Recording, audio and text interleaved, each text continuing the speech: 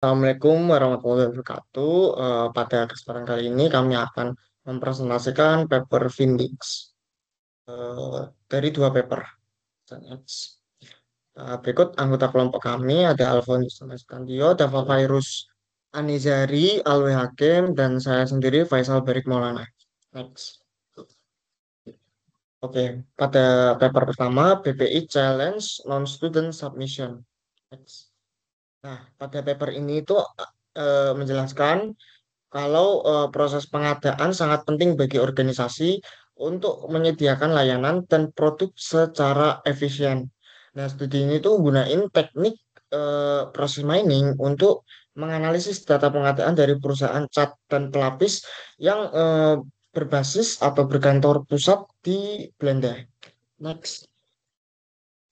Nah, lalu datanya yaitu log data yang dicatat untuk pelaksanaan proses to pay itu pada tahun 2018 itu berisi 1.595.923 juta event dari 251.734 cash. Nah, atribut utamanya itu adalah jenis pesanan pembelian, aktivitas, timestamp, dan vendornya. Lalu item ini dikelompokkan menjadi beberapa kategori yaitu three-way match atau sebelum atau sesudah penerimaan barang, two-way match, dan sistem titip jual. Next. Nah, proses discovery atau penemuannya yaitu pada proses discovery ini tuh dibuat 6 model proses untuk merepresentasikan alur item pesanan pembelian. Nah, tantangannya di sini itu adalah variasi proses yang tinggi dan masalah kualitas data seperti timestamp yang hilang, duplikasi event, dan kasus yang tidak lengkap. Nah, alat yang digunakan itu antara lain seperti software Celonis, Disco, Prom, dan lainnya. Next. Oke, seterusnya adalah compliance issues.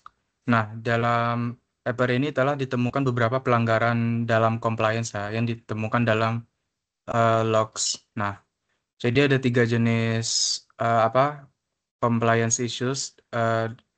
Pertama itu invoice-nya di-clear ya, tanpa melakukan recording goods-nya. Nah, ini terjadi sebanyak sekitar 6.000 kejadian. Nah, selanjutnya adalah payment blocks-nya itu di-remove tanpa melakukan ini ya, mengeset payment blocks-nya. Nah, itu terjadi sekitar sebanyak 54.000 dan terus ketiga adalah invoices-nya itu di-clear tanpa melakukan recording invoices. Itu dia itu dilakukan ya. Next. Nah, ini tabelnya. Jadi tabelnya ini bisa dilihat satu baris itu menunjukkan role. Nah, role-nya ini terdiri dari ya preceding activity dan requesting activity. Jadi untuk setiap jenis error yang saya jelaskan tadi, ini saya berikan garis merah biar uh, Anda sendiri bisa menghitung ya. Next. Nah, ini untuk yang kedua. Next. Ya, ini yang ketiga.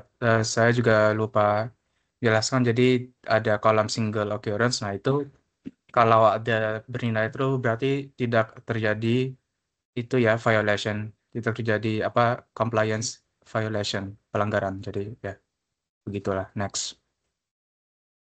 Nah, lalu untuk analisis performanya dibagi menjadi 2 kategori ya, yaitu internal customer dan vendors. Jadi internal customer itu ya permintaan hingga pembuatan purchase order dan dari purchase order hingga goods. Lalu untuk vendor ya dari invoice creation ke payment clearance. Next.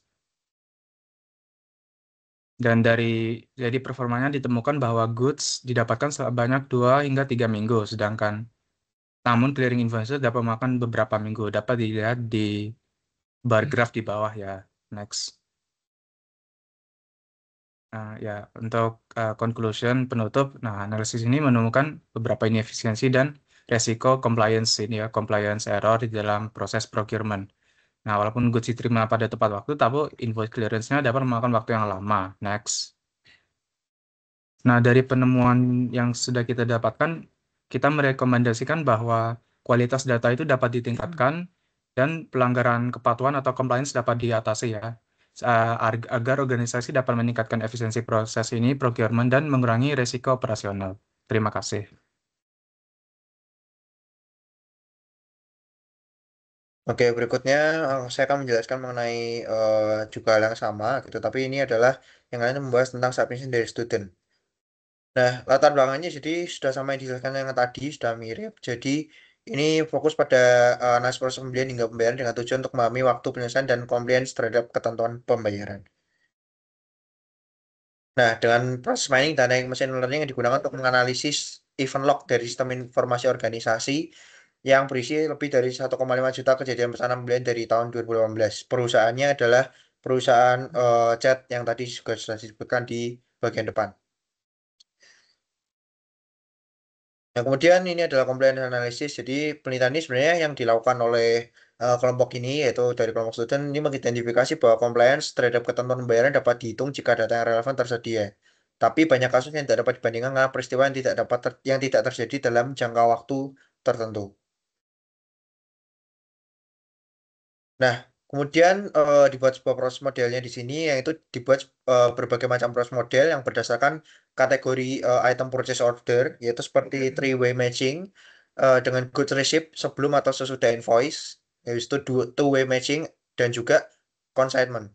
Nah, model itu ditemukan menggunakan model clustering dan juga inductive miner dengan memperhatikan keakuratan, kesederhanaan, generalisasi, dan juga presisi.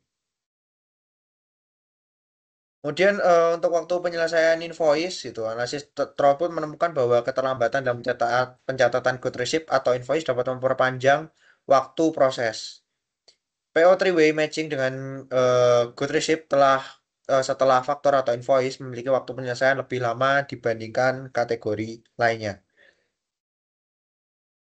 Oke, kemudian untuk pelanggaran compliance, kasus pelanggaran dikategorikan menjadi dua, yaitu kasus yang belum selesai atau incomplete, dan juga ketidaksesuaian nilai antara GR.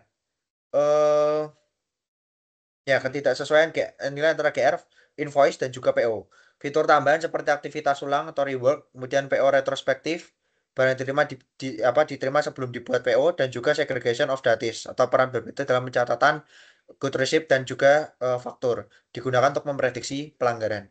Nah, kemudian akan dilanjutkan oleh teman saya, Dawo Virus. Silakan untuk melanjutkan.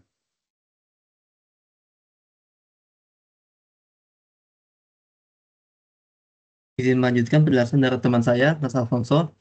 Jadi di sini selanjutnya adalah analisis prediktif proses mining.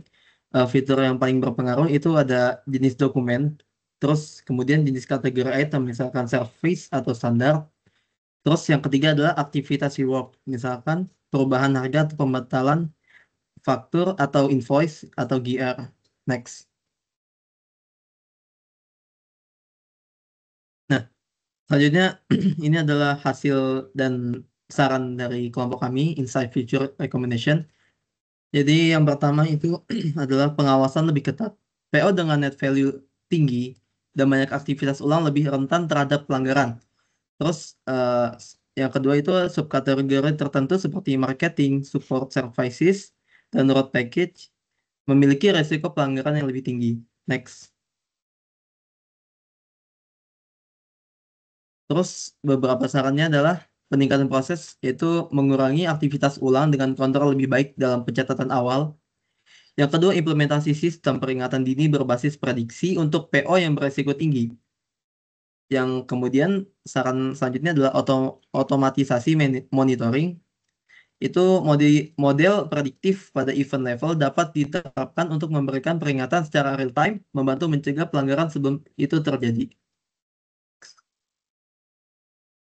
Nah, setelah tadi dipaparkan oleh teman saya, ini adalah kesimpulan yang kelompok kami dapatkan bahwa penelitian ini memberikan wawasan tentang compliance dalam proses model pembelian dan menunjukkan bagaimana teknik analisis dapat digunakan untuk meningkatkan efisiensi dan transparansi dalam organisasi.